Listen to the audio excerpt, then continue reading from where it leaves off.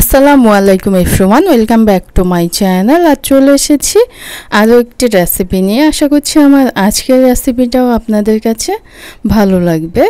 আমার আজকের রেসিপি হচ্ছে ধুন্দুল দিয়ে পাবদা মাছের ঝোল। খুবই সহজভাবে রেসিপিটা শেয়ার করেছি। চলে যাচ্ছি এখন আমি মূল রেসিপিতে। একটি প্যান বসিয়ে তেল দিয়ে দিচ্ছি। আমি মাছ ভেজে নিব।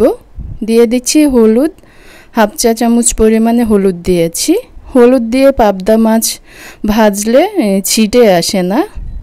আমি শুধু লবণ মাখিয়ে নিয়েছি মাছগুলোর মধ্যে। এখন মাছগুলো দিয়েছি। আমি এইভাবে সবগুলো মাছ আমি ভেজে নিব। এক সাইড ভাজা হয়ে গিয়েছে, আমি উল্টে দিচ্ছি। এই কাজটা খুবই সাবধানে করতে হবে, পাবদা মাছ কিন্তু ছিটে আসে।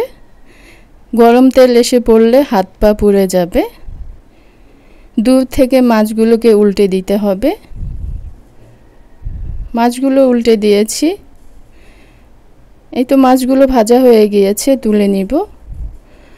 সবগুলো মাছ আমি কিন্তু ভেজে নিয়েছি একইভাবে। আর একটি প্যানে তেল দিয়েছি, আর মাছ ভাজার তেলগুলোও দিয়ে দিয়েছি। পেঁয়াজ দিয়েছি, এখানে বড় সাইজের দুটো পেঁয়াজ কুচি করে দিয়েছি। দিয়ে দিচ্ছি লবণ স্বাদ মতো। কিছুক্ষণ আমি পেঁয়াজগুলোকে ভেজে নিয়েছি। দিয়ে দিচ্ছি আদা রসুন বাটা 1 চা চামচ পরিমাণে। ধনিয়া গুঁড়া দিয়েছি 1 চা চামচ। সমস্ত মশলা 2-3 সেকেন্ড আমি ভেজে নিব তেলের মধ্যে। এখন দিয়ে দিচ্ছি পানি, মশলা কষিয়ে নিব।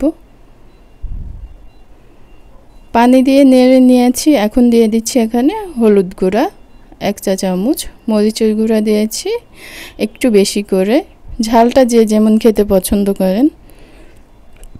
কাঁচামরিচ দিয়ে দিচ্ছি 5-6টা কাঁচামরিচ দিয়েছি, আর ঢেকে দিচ্ছি। মশলাগুলোকে আমি 5-6 মিনিট কষিয়ে নিয়েছি। এখন আমি নেড়ে দিয়ে দিব এখানে সবজি। কেটে ধুয়ে নেওয়া ধুন্দুল, 1 কেজি পরিমাণে ধুন্দুল নিয়েছি, আর সাথে দিয়েছি 2টা ছোটো সাইজের আলু দিয়ে ঢেকে দিয়েছি।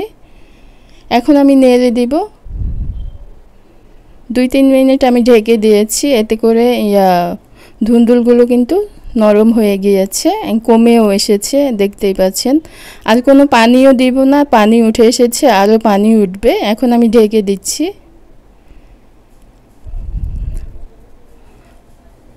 3-4 মিনিট আমি ঢেকে দিয়েছিলাম। এখন দেখতেই পাচ্ছেন কত পানি উঠেছে। এখানে কিন্তু কোনো পানি আমি দেইনি। এখন আমি মাছগুলো দিয়ে দিব। ধুন্দুলও প্রায় সেদ্ধ হয়ে গিয়েছে। সবগুলো মাছ আমি দিয়ে দিচ্ছি। সবগুলো মাছ দিয়ে দিয়েছি। এখন আমি ঢেকে দিচ্ছি রান্নাটা শেষ হয়ে আসা পর্যন্ত।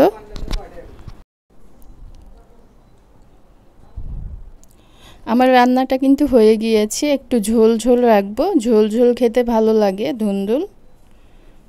এই তো হয়ে গিয়েছে। ধনিয়া পাতা কুচি দিয়ে দিচ্ছি।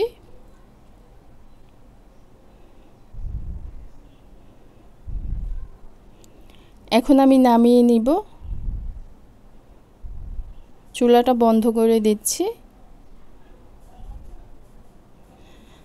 আশা করছি আমার আজকের রেসিপি আপনাদের কাছে ভালো লেগেছে। ভালো লেগে থাকলে প্লিজ একটি লাইক দিয়ে দিবেন। আর যারা এখনও আমার চ্যানেলটাকে সাবস্ক্রাইব করেননি, প্লিজ সাবস্ক্রাইব করে দিবেন। আজকের মতো এখানেই বিদায় নিচ্ছি। আবার ফিরে আসব নতুন কোনো রেসিপি নিয়ে। সে পর্যন্ত সবাই ভালো থাকবেন, সুস্থ থাকবেন। আল্লাহ হাফিজ।